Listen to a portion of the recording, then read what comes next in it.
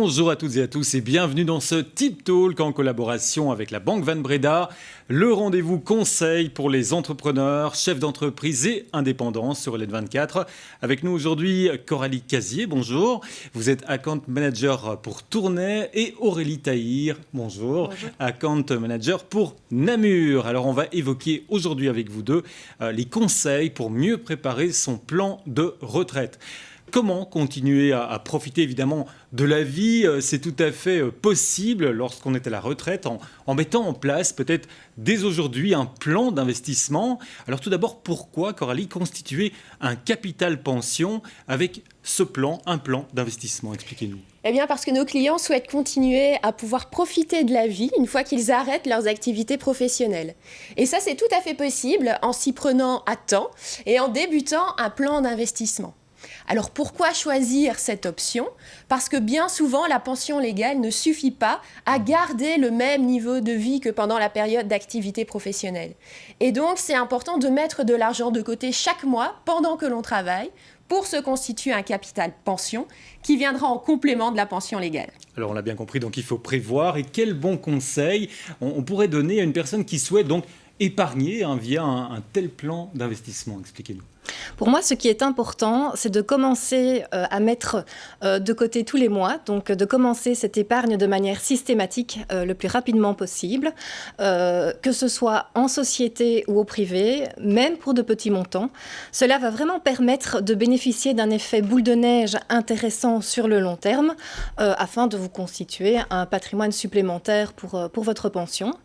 La durée et donc l'horizon de placement est également un élément important sur lequel on va pouvoir travailler et structurer au mieux possible le portefeuille de placement d'un client, bien entendu en tenant compte de son profil investisseur. Donc par exemple, si vous épargnez 1 000 € pendant 15 ans avec un rendement de 3%, vous obtiendrez 223 000 €. Et si vous le faites pendant 30 ans, vous obtiendrez 571 000 €. Donc on voit au travers de cet exemple voilà, que l'effet boule de neige est assez important et intéressant, bien entendu, sur le long terme. Alors Coralie, peut-être comment faire lorsqu'on est en société, ce qui est le cas de beaucoup d'indépendants, de chefs d'entreprise évidemment. Oui, donc le conseil à donner, c'est vraiment optimiser les liquidités dont vous disposez en société selon votre profil d'investisseur. Donc ce que je veux dire par là, c'est n'attendez pas que l'argent que vous avez dans votre société arrive côté privé pour commencer à investir. Vous pouvez mettre en place un plan d'investissement dans la société à partir du moment où vous disposez de cash flow libre, c'est-à-dire de capacité d'épargne dans la société. Et donc, vous allez vous constituer un patrimoine mobilier dans la société qui peut déjà être en fait lié à votre profil d'investisseur privé. Et le jour venu, ce patrimoine mobilier va pouvoir être transféré côté privé. Par exemple, au moment du paiement d'un dividende, de la réserve de liquidation, ou alors au moment de la liquidation de la société.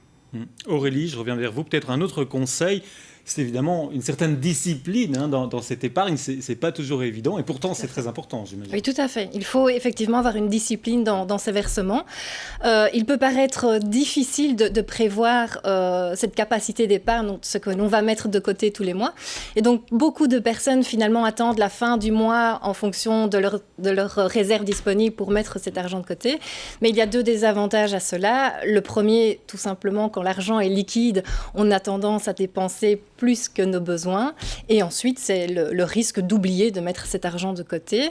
Donc, grâce à notre approche personnalisée avec nos clients, nous déterminons ensemble leur réelle capacité d'épargne, tant en société qu'au privé, et nous ajustons les versements au montant que nous aurons déterminé ensemble. Enfin, Coralie, pour terminer, c'est important aussi, j'imagine, de rester assez flexible par rapport aux clients et à ses capacités, notamment. Oui, c'est ça, oui, tout à fait. C'est vraiment important de rester flexible et d'évaluer régulièrement sa capacité d'épargne. Puisque bien souvent, quand on commence un plan d'investissement, c'est en début de carrière, quand les moyens sont limités. Et puis, au fur et à mesure que la carrière évolue, les possibilités évoluent également. Et donc, c'est important d'évaluer régulièrement cette capacité d'épargne. Merci en tous les cas d'avoir suivi ces conseils financiers. On se retrouve très très vite pour un prochain Tip Talk sur LN24.